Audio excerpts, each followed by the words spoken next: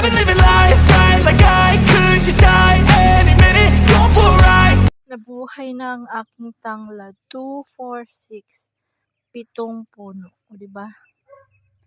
Kasi alam nyo mga sis, bakit yan nabuhay? Tingnan nyo yung lupa nito.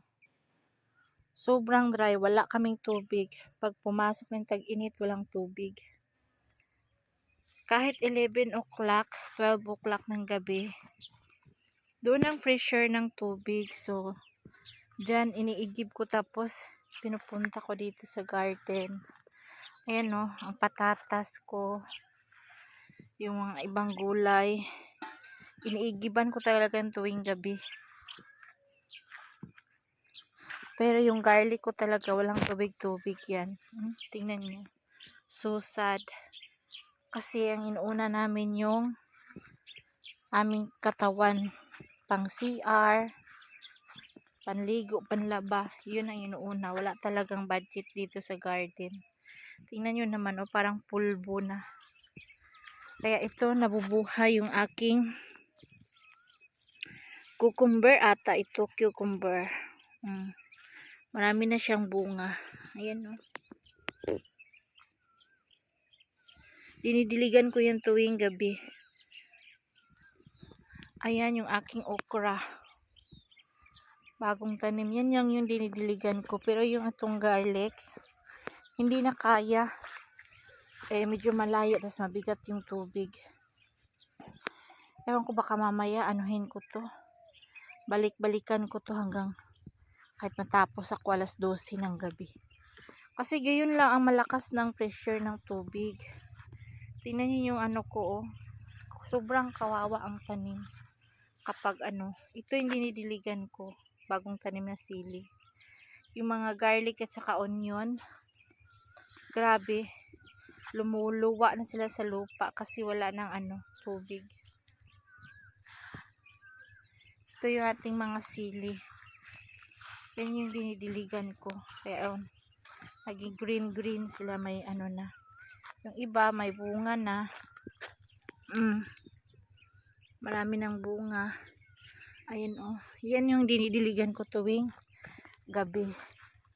Ngayon kasi mahina pa yung kuryente sa araw. Malakas tuwing alas 11, alas 12 ng gabi.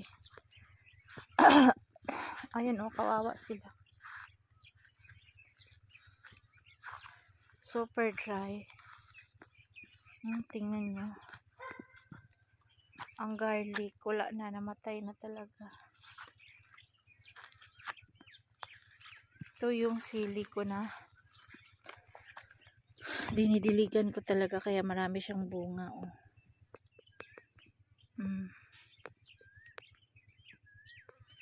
Yung aloe vera ko, oh, namatay na yung niya, bulaklak.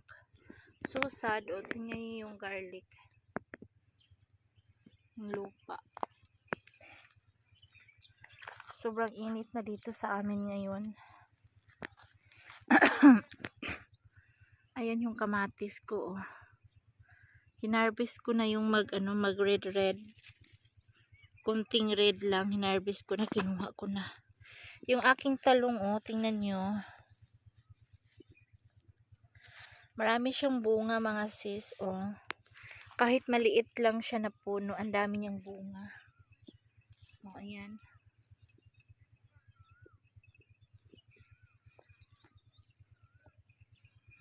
Maraming bunga yung ating talong, ang liit lang puno.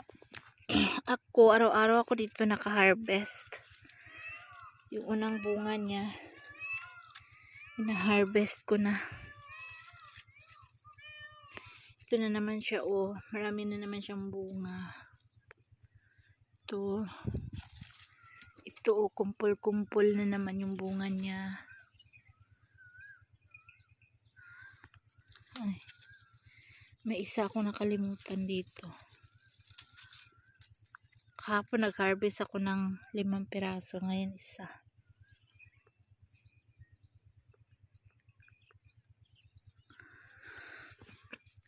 Mag-umpisa na naman akong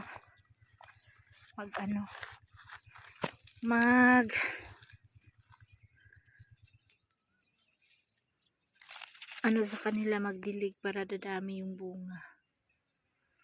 Ay, may isa kinain ng mga ano, oh. Tanggalin natin. Ayun, oh. Kinain ng uod. Maliit pa lang kinain na, kaya tanggalin natin. Ako, kinain ng kambing doon sa labas. Yan lang.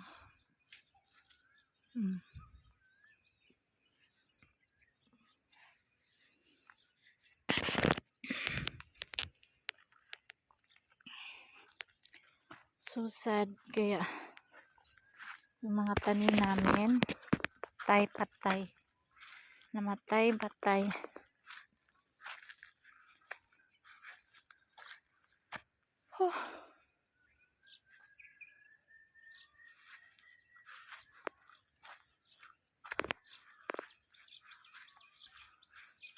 Kapag tag-init, super kulang kami sa tubig. Kapag taglamig, walang gumagamit sa taglamig kasi malamig. Ayan, no. Kailangan talaga ng tubig yung mga bagong tanim, kaya mag-umpisa na ako magdilig yung aking ampalaya. Kung na yung kamatis ko dito sa harap ng room ko, marami may bunga, ilan siya? 2. Maraming mga bunga na. Yung ampalaya ko mataas na, mahaba na, 2 puno ito. Kinuhanan ko na to ng dahon, nilagay ko sa gulay. Ayan, labungin muna natin. Wala pa siyang ano. Ito may isang bulaklak na siya, pabunga. Pataasin natin yan hanggang sa taas. Ayan lang, araw-araw nagdiligan. Hi guys! Nakita nyo yan? 2 plastic na patatas. 10 kilos isang plastic. Baba mo kunti dong. 2 plastic guys. 10 kilos, 20 kilos. Alam nyo magkano lang to? 80 piso. Or nasa 200 rupees isang balot. Napakamura. Ano si Sammy nito? Tiba sa french fries si Sammy. So yun, yan ang pinakamurang mga gulay dito sa aming bukid. Kasi halos lahat kami may mga tanim. Ito, potato curry, lalagain ko yan. Pag merienda, nilagang patatas, parang nilagang kamuti na rin. So, yun kamura ang aming patatas. 400 2 balot. So, yung 2 balot is 80 pesos. 80 peso. Sa Pakistan is 400 rupees. So, yun guys. Bye! Thank you for watching.